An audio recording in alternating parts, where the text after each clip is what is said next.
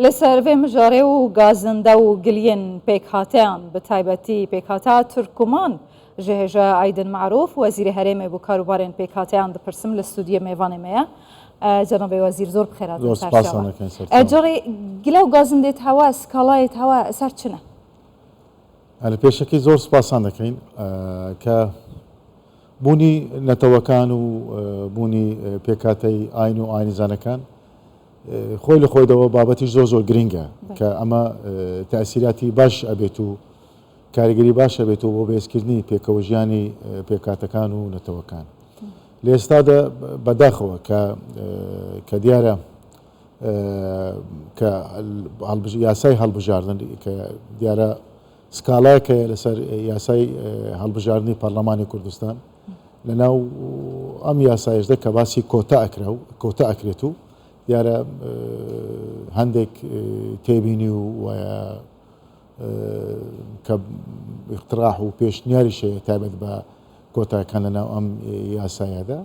أما خوي لخوي ده ما كارج مثلا هلايا أما أم بابا تبست محكمة ويا لمحكمة فيدرال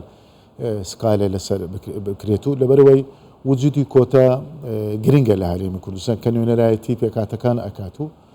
ما لقوا دانينا ك هيس كاتك كمسألة مثلا بكاتكان ويا مسألة نتوكانو كيان مسألة كوتا كلدروي إرادي نراني بكاتا كذا دستي وردان هبيتو أما كاريجري لسر روشكا أكريتو الاستاذ ديارا ماوي دور دريجة ديارا أم هندق يعني سياسي كديارا سكالايك يعني بقول لسر قانون انتخابات برلمان كردستان ياساي هالبجاردني برلمان كان لهم ياسايشتا تعبت دانو قرانكاري لكوتا بكريتو كداواش يعني كرديا كداوا كراوا كبيشنيار كراوا كهالبجاردني داهاتو برلمان كردستان دا ياساي هالبجاردني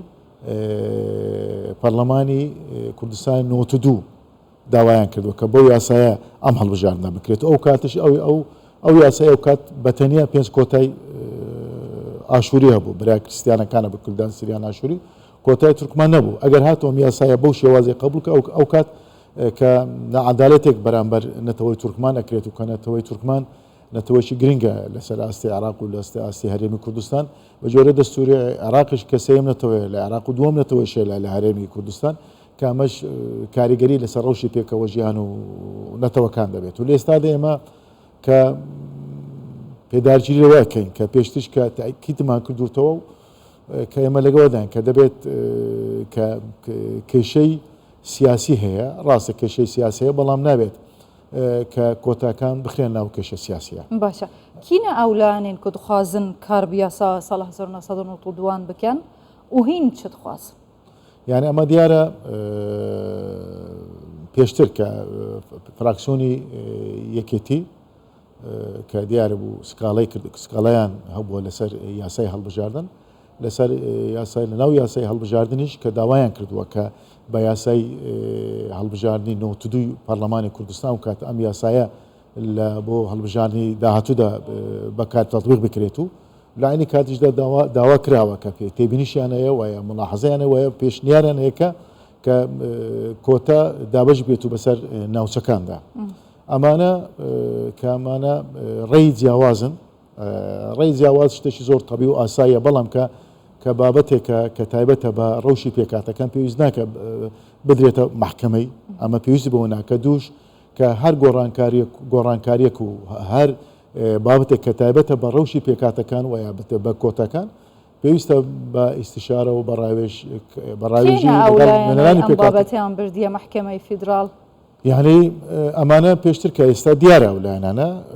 كبيشتر فراكسيوني يكتين ناو برلماني كردستان اما سكالا شان بيشكل كردوا لمحكمه فيدرال كتابت بياساي هالبجاردن لياساي هالبجاردنيش كداوایان كردوا ك بياساي هالبجاردني نوتدو كوكاد ام ياساي هالبجاردناش اي نوتدو ككوتاي تركماني تدانيه يعني كبتانيا كوتاي برا كريستيانا كان بينس كوتا لعيني كاتش دا داوين كردوا ككوتا كان دابج بكريتو ري تريشي ككوتا كان بيشناري تريشي ككوتا دابج بريتو بسر ناوچ كان ليره دا ئەمە یەک ئەم بابەتە پێویست نییە بگرێتە محکمەی فیدرال، چکە محکمەی فیدرال لە سڵاحیەتی محکمەی فیدرال نییە بڕیان لەسەر کۆتای پێکاتەکان و یا لەسەر دابەشکردنی جۆڕافیا و مرکزی انتخابات بکرێت و ئەمە زیاتر تایبەتە بە پەرلەمانی کوردستان. پەرلەمانی کوردستان دەتوانێت گۆڕانکاری لە یاسای هەڵبژاردن بکرێت و یا گۆڕانکاری لە کۆتا و مەقعدی کۆتا بکرێت. باشە پێکاتەکان هەمویان یەک دەنگن و داوایان چییە؟ یعنی هەمویان یەک دەنگن، ئەمە شتێکی هەڵەیە. یعنی ئەمە وتم کە وجودی کۆتا زۆر گرنگە کە ئەمە کاریگەری خراپش دروزەکە لەسەر ڕەوشی پێکاتەکان. ئەگەر هاتوو بەیانی ئەم بڕیاردرا کە لە 15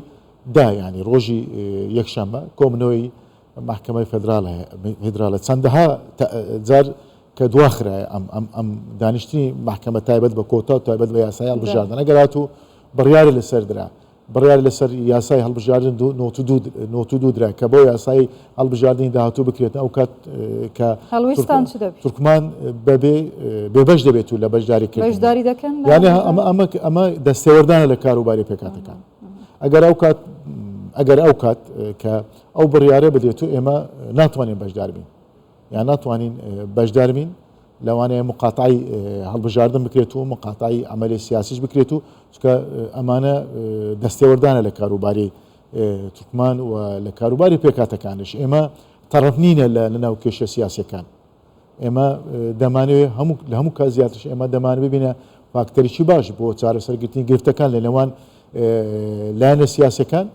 بە تایبەتی لە نێوان پارتی و یەکێتی کە دوو حزبی ئەساسیە لە هەرێمی کوردستان. ئێمە پەیوەندێکی باشمانێ لە هەردوو لایەن، هەم لەگەڵ پارتی هەم لەگەڵ یەکێتی پەیوەندێکی باشمانەوە. ئێمە دەمانێت ئەم شتانە بەڕێگای دیالۆگ و بەڕێگای حیوار چارەسەر بکرێت و کە ئێمە داوا کارش لە لایەنە سیاسەکان کە مەسەلەی پێکاتەکان نەخرێنە ناو کێشە سیاسەکانی خۆیان لەبەرەوەی وجودی پێکاتەکان بابەتێکی تایبەتمەندی خۆی هەیە و بابەتێکی هەستیارە پێویستە بە هەستیاریەوە تەعامل لەگەڵدا بکرێت و هەر گۆڕانکاریەک کاریگەری خراپی بەبێ ڕایوێژکار و بەبێ ئیستیشارە لەگەڵ نوێنانین پێکاتەکان ئەمە کاریگەری خراپ بێت و لەسەر ڕۆژی پێکاتەکان. دەستێکی دەرەکی هەیە بۆ تێکدانا پێک بە ژیانە ئۆلۆنەتەوان لە هەرێما کوردستانی؟ یعنی لە ئێستادا لە هەرێمی کوردستان وجودی پێکاتەکان وجودی پێکەوە ژیانێکی باشەیە و لە ئاستێکی باشەیە گەیشتە ئاستێکی باش یعنی بەهێز لە حکوومەتی هەرێمی کوردستان لە هەموو کات زیاتر پشتیوانی لە پێکەوە ژیانی نەتەوەکان و ئەدیانەکان ئەکرێتەوە بە